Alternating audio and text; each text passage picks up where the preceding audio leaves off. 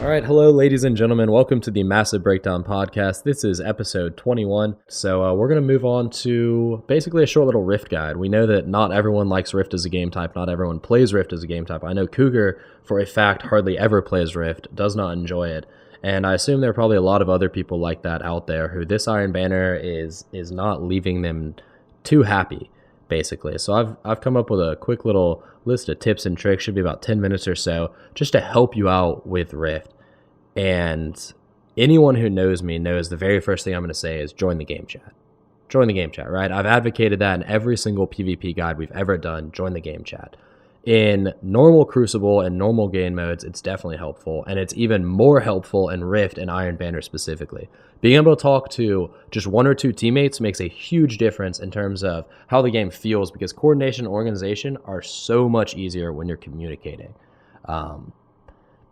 You guys agree with that, Cinnamon? Pretty much. I don't really see how you could disagree and say that you shouldn't talk to your teammates, but you never know. Bungie made it to where you have to opt in the game chat, so I guess they don't always agree that you have to talk to your teammates. So, yeah, I mean, you can't force somebody to be a team player, but I mean, gosh, by all means, I don't know why you wouldn't. I hop in myself, usually, sometimes by accident, but usually on purpose.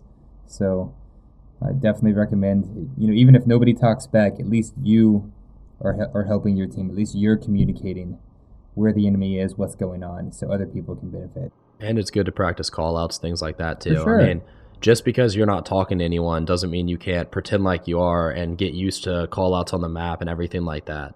Yeah, even if, like Kit said, even if your teammates aren't responding, even if it doesn't show they have a mic plugged in, they will still be able to hear what you're saying. And something I've noticed is that when you join game chat, it's a lot more likely that other people will join it as well. You'll see one person join it, then a second one will join it. I tend to do that myself. Sometimes I'll forget about it. I'll just blank my mind, or I'm not really trying to talk to someone, but I'll see someone else join and I'll be like, you know what? Yeah, let's do this. I'll help. I'll help out a little bit. Yeah, communication is key. Can't say anything more about it than that. That's an obvious but excellent point one.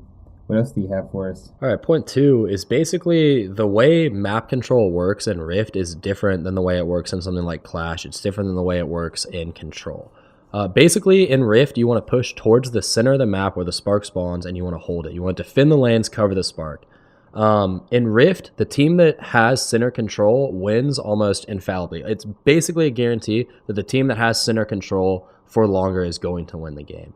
And to visualize this, imagine for a second that the spark is positioned where the B point would be on the map if you were playing Control, and then each team's Rift is on A and C. This is an example that Kutch gave me last night when we were talking. I really liked it, so I'm expanding on it. In Control, you like to have part of the team on the home point, and they're trying to defend it and basically prevent a spawn flip, or you have part of your team pushing towards the other team's home point to try to cause a spawn flip, and then the rest of the team goes to B, either to defend or capture it. In Rift, however, everyone should be going to the B point, the spark, the center, whatever you want to call it. And then when you either get the spark or don't, everyone needs to push forward or fall back, depending on whether you are now on attack or defense. Hold on just a second. Drop something. All right, so what that means is all of your people, there is no reason for you to be sitting on the Rift if the spark is not taken, if it's not being run by your teammate or by an enemy. There's no reason for you to be sitting on your Rift at all. You need to go to B. You need to make a beeline. You need to help your teammates. You need a team shot. You need to try to get center control. I think that is one of the biggest things in Rift that people don't do. They are running all around the map trying to cause spawn flips and stuff like that. The spawns don't flip in Rift. It's not going to happen. You're not going to get off the side of the map that you're on. All you're going to do is not be helping your teammates get center control, and if they lose center control, you're going to be screwed too, because now you're running around somewhere doing God knows what, and you're basically going to get picked off. So that's just one of the biggest things I think people need to focus on in Rift when they start playing it. Yeah, absolutely. I totally agree. It's kind of a mindset flip. The game's similar, obviously, because it's still Destiny PvP, but it's just different enough from other game modes that I think it really throws people for a loop as far as where they need to be at each point in time, what they need to be doing. You're still in Control, of course. You're still trying to control that B spawn. That's kind of the linchpin of most strategies on most maps, obviously. But I mean, it's not quite the same, right? Because in control, you have to get on the control point, you have to capture it. You're forced kind of to take that risk. In Rift, respawn timers are longer than other game modes, so until that spark is up and available, you don't want to be sitting on the spark point waiting for it unless you're already in control of the center. So during that battle for center control, I found that you really have to play smart, you have to be cautious, you have to run from battles that you're going to lose. If somebody else gets the first shot on you, take cover, bunny hop, don't jump and float, right, but slide, skip, and use that cover to your advantage. And then kind of work your way around the outside, trying to control that area. Like you said, Merc, finding those lanes.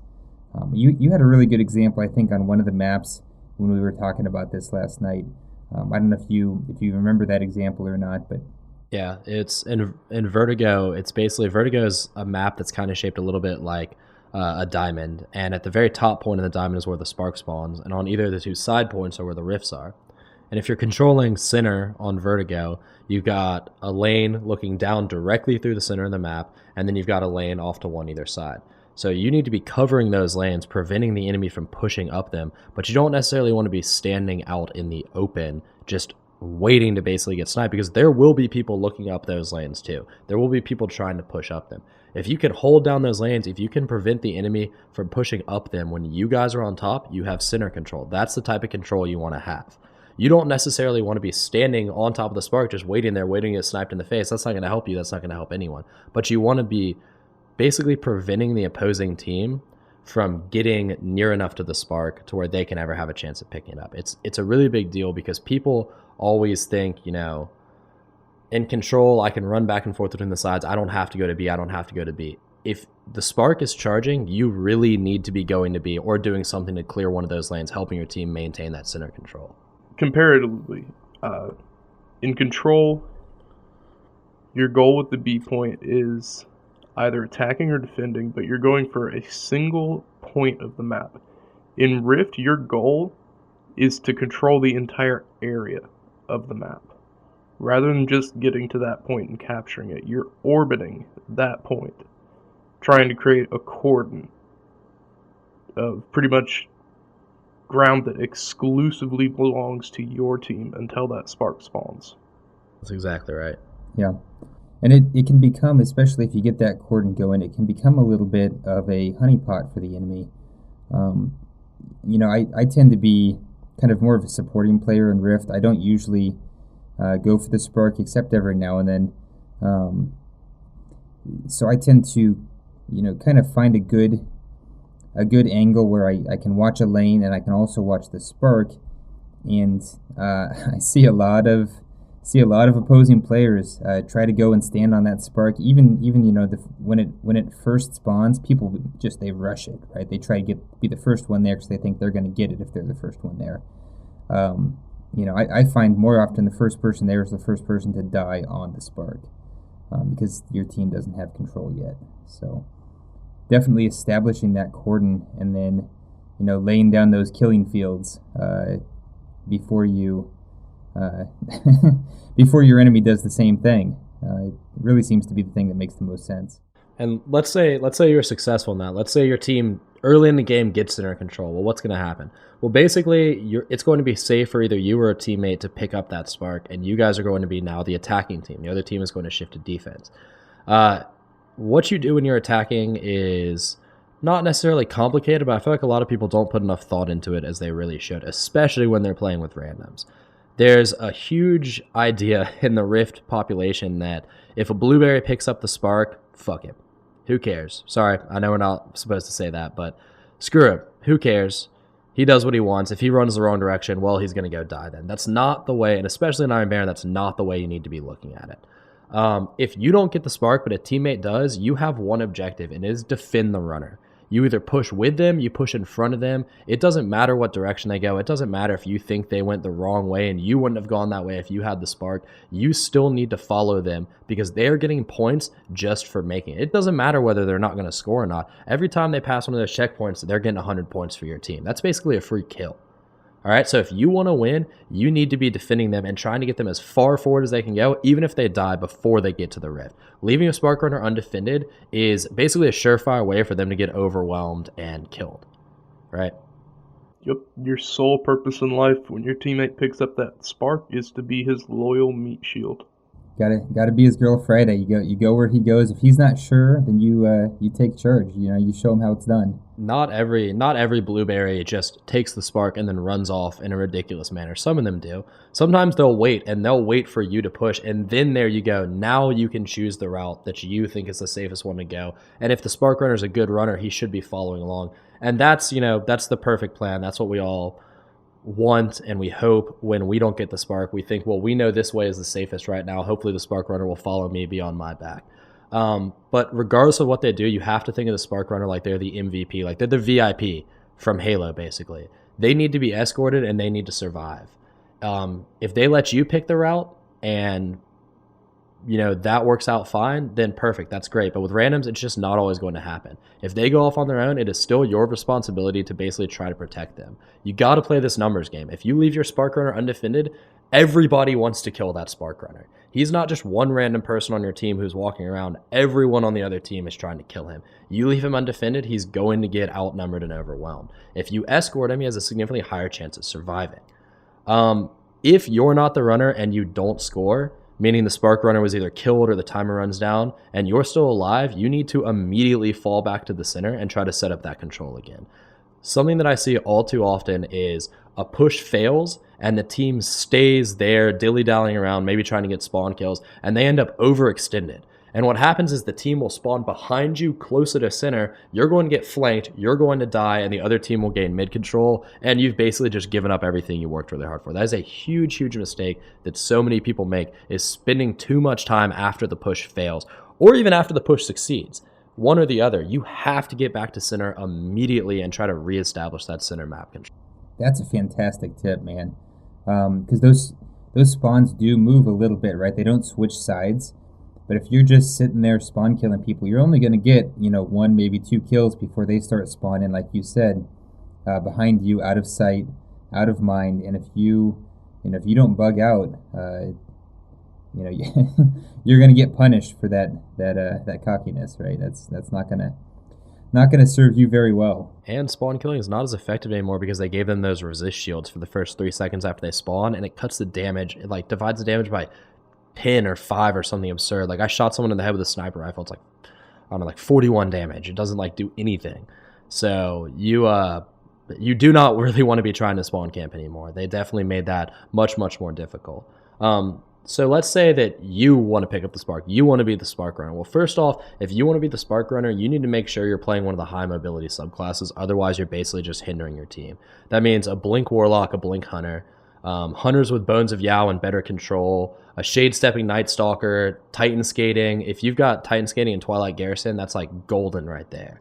All of these subclasses, they allow for quick, unpredictable movements, and it makes it so much easier to run the spark when you can basically dodge shots and put yourself all over the map and people can't necessarily hit you as easily. If you're a warlock and you're floofing about, you're not a great spark runner. I'm sorry to say it. You really shouldn't. You need to let someone else who's better pick up the spark.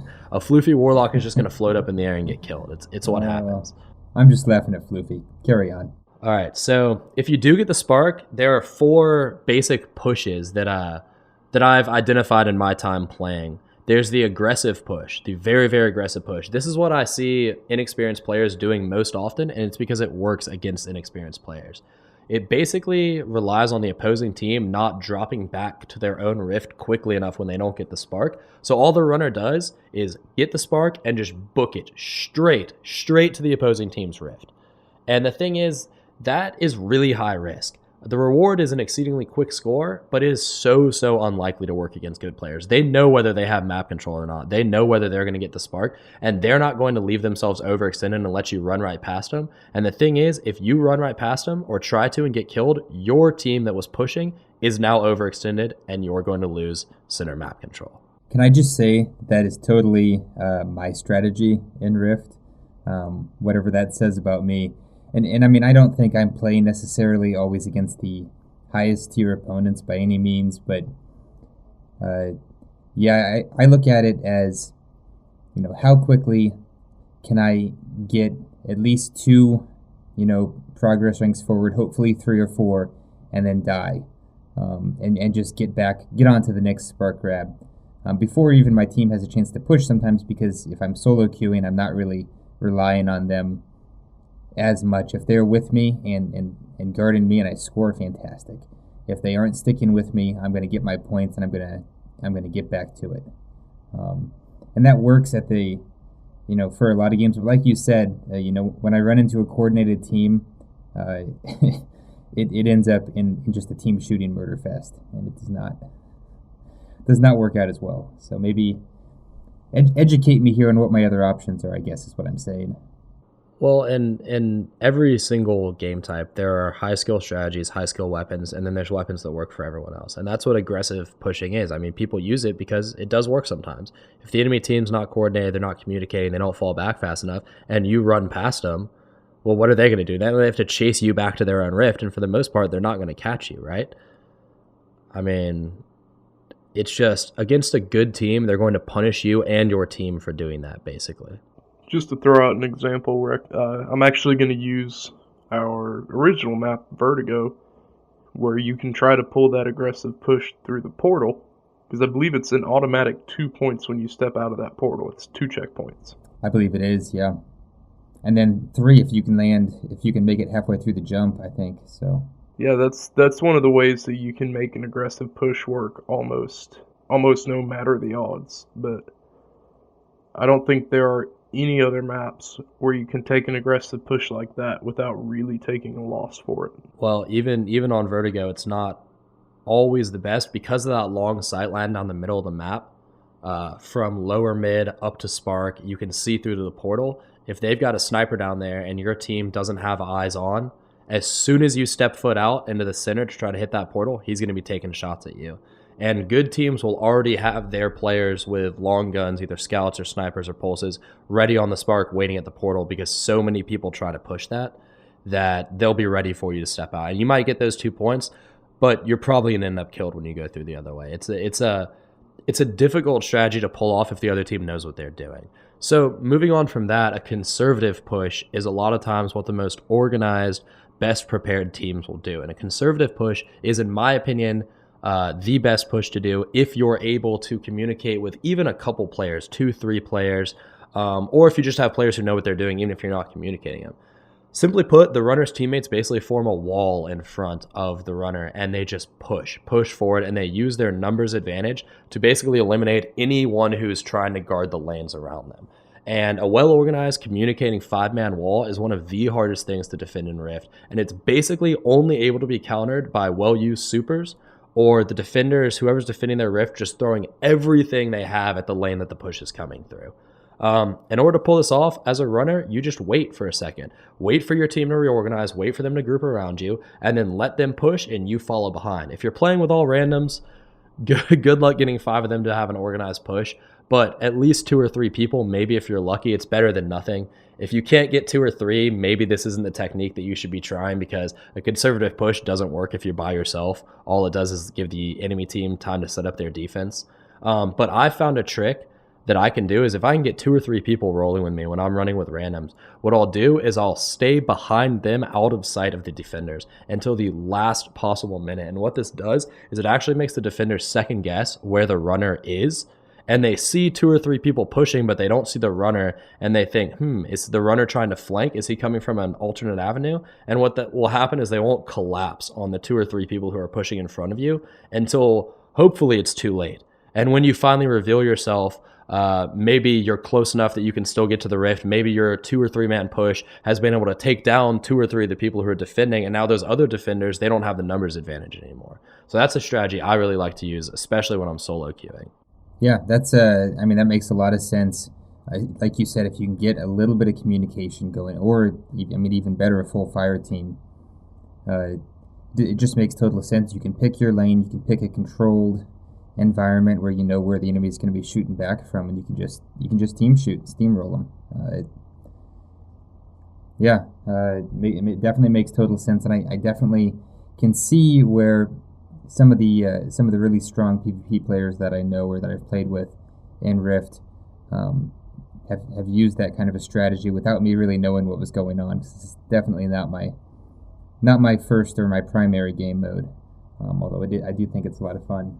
So when you see the 6-mans just steamrolling people in Iron Banner, and you'll know because you'll come up against them, their pushes are well coordinated, they're communicating, they're all shooting from spots where, they're not all coming through the choke point at the exact same time. They've got a couple of people in the back with snipers looking out of the choke point, a couple of people pushing in, they're grenading the door, they're doing all the things you're supposed to do, and that organized push is really, really hard to stop, especially if one or two of them pop supers and moves through there, like a Stormcaller or something like that. I mean, it's difficult. And that's almost too difficult of a technique to use when you're queuing with Randys, which is why there's also flanking.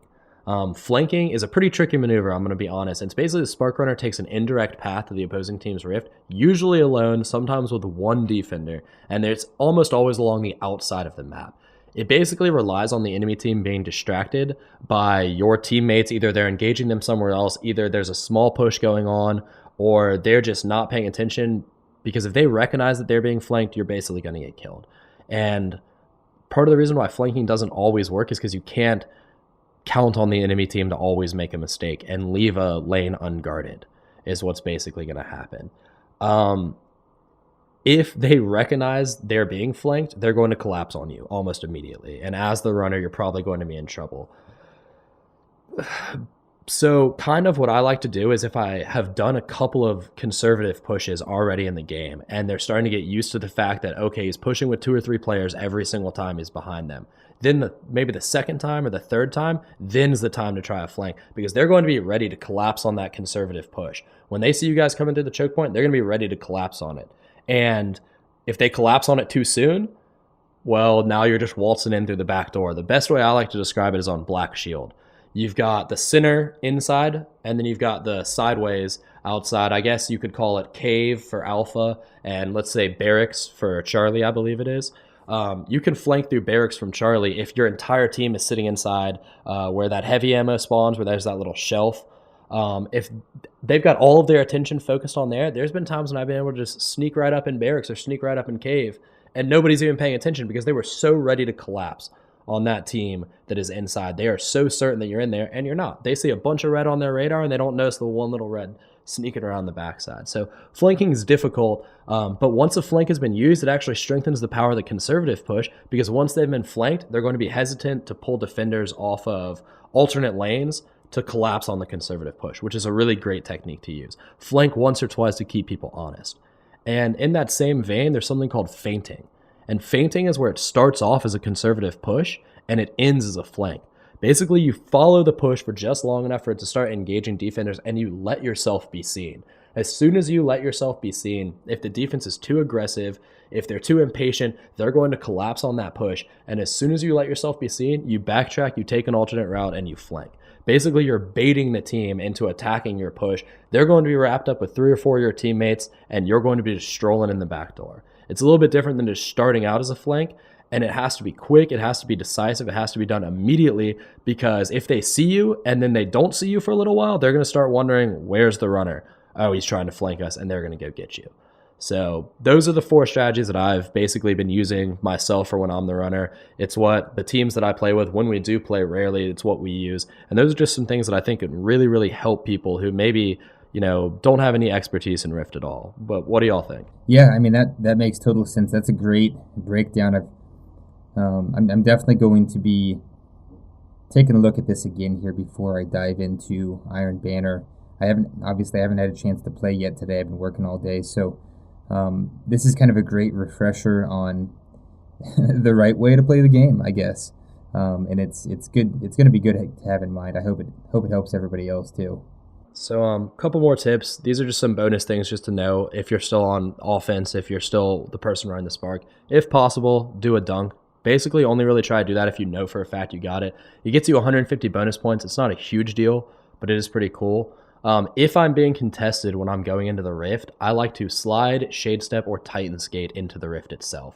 You can be going full speed momentum through the Rift. You do not have to slow down going into it, and it will activate the animation and score you the points. So you don't need to stroll into the Rift. if you have your super up, please let someone else pick up the spark unless you absolutely have to take it, and then use your super to either defend them or clear the way. Every subclass is useful in certain situations. Obviously, the roaming supers are really great for clearing lanes. The power supers like Striker and Voidwalker are great for clearing enemies off the rift. But even things like Sunsinger, I mean, Sunsingers can chuck grenades all down a lane and basically force defenders back and back and back if they don't want to get burned to death. Defender Titans can pop a Blessings Bubble in the middle of a lane, and it will give everyone who pushes through it an overshield, which is really, really a fantastic strategy. Trying to think what else. You can use, if you really want to be a troll, you can use Armor of Light and put an Armor of Light bubble on their rift, which prevents them from being able to camp the rift, and is kind of a funny thing to do. I don't think that's a very viable strategy, but it is super annoying to have someone do to you. Next tip, if you're sitting on top of the spark waiting for it, just hold down the pickup button, and as the countdown finishes, you'll actually grab it a little bit faster. It'll start grabbing the spark before the spark actually appears. You don't have to wait for the spark to pop up to pick it up. If you're ever in the center, and this is the last one, and this is one of the most important things I think, besides just maintaining center control. If you're ever in the center and you're not sure whether or not your team is going to be able to hold the center or make a successful push, just pick up the spark. Honestly, the worst case scenario is you lose a couple hundred points for your team. But if you don't pick it up, the worst case scenario is you lose a couple thousand points for your team. And even if you know you're going to die immediately after getting it, if the alternative would be the other team takes it, just pick up the spark on your own. Now, I'm not saying that your team has center control and there's a sniper looking at the spark, and we mentioned this earlier, you just run up and steal the spark for no reason. That doesn't help anyone out. I'm just saying the team that has more pickups combined with center control usually wins. So if it means preventing the other team from grabbing it, go ahead and grab it yourself. And that's basically all I've got for the offensive, the attacking side of Rift. Do you guys have anything else to add to that? No, man, you've been super thorough. I think everybody listening, hopefully should really appreciate the preparation you put into this, because this is really excellent stuff. I have not played a ton of Rift in a while, and I'm really feeling super prepared going into this week now. So appreciate that. Rift is like my bread and butter. So anytime I can help other people enjoy the game type more, because I love Rift. I think it's one of the most enjoyable games in Destiny. And anytime I can help other people enjoy it more, it's a good thing. But defense, moving on to that, defense is a lot simpler. Say you don't have mid control, you don't have center control, the other team's got the spark. It's so easy. Basically, just get back to your rift. Get back to your rift as quickly as you possibly can. Pay attention to the areas that your teammates are covering, and if you see anywhere that's uncovered, maybe that's somewhere you need to start looking at. If everywhere is being covered, look at the area that you think is most likely going to push through and provide some assistance. Basically, noticing where your teammates are and what is left open is so helpful in preventing an opposing runner from just waltzing in to score, because you guys weren't covering one of the lanes for God knows what reason, because everyone wants to hard scope the doors on Black Shield or something like that. 6 people staring down one lane does not do anything unless the runner is actually there. It is a useless thing to do, so don't do it. And as a defender, make sure you're not pushing out to meet the attackers. You don't need to do that. You should be making the attackers come through the choke points, because that gives you the advantage even if you're outnumbered. If you're putting grenades into choke points, you're using supers, you're team shotting, that stuff right there can make it to where 2 or 3 people can hold off 4 or 5, and that leaves the other defenders free to prevent the flank. When you see your teammates start to engage, be aware that you may be flanked, but provide as much support as you can, especially if you see the runner start an aggressive push. Because one of the biggest issues I see with new players to Rift is they do overextend on defense, and then they fall prey to aggressive pushes. They push themselves out, but you need to think of you and your teammates like a net, right? And the farther away you all are from each other, the more spread out you are, the bigger the gaps in the net, and the runner can run through those. If you fall back and tighten it up, it makes it much less likely that the runner will break through a gap and get to the rift. And that's why I say if you don't get to the spark, fall back immediately. The worst thing you can do is have the spark runner just run straight past you, and then you have to run back and go get him. And only a couple other things about being a defender. Remember that the runner has a time limit. All you have to do is hold them off for long enough that the game will reveal where they are. And if you hold them off for about 30 seconds past that, the spark will actually detonate and kill the runner. And do not hesitate to use your super to shut down a single runner. A single kill on the runner is worth 300 points. With the super, I believe it's 350. That's basically worth a triple on normal players. So don't care about using your super and wasting it. If you have your super, kill that spark runner as soon as you possibly can. And that's basically all I've got for Rift. I tried to rack my brain to think of as many things as I could that help you guys out. That's what I came up with. Do you guys have anything else to add, or did I basically cover most of it? Gonna say you covered most of it. I don't have any objections to make. For the most part, I'm just gonna defer to your experience in Rift. Cool. Me solo queuing in 6v6 Rift finally pays off after all this time.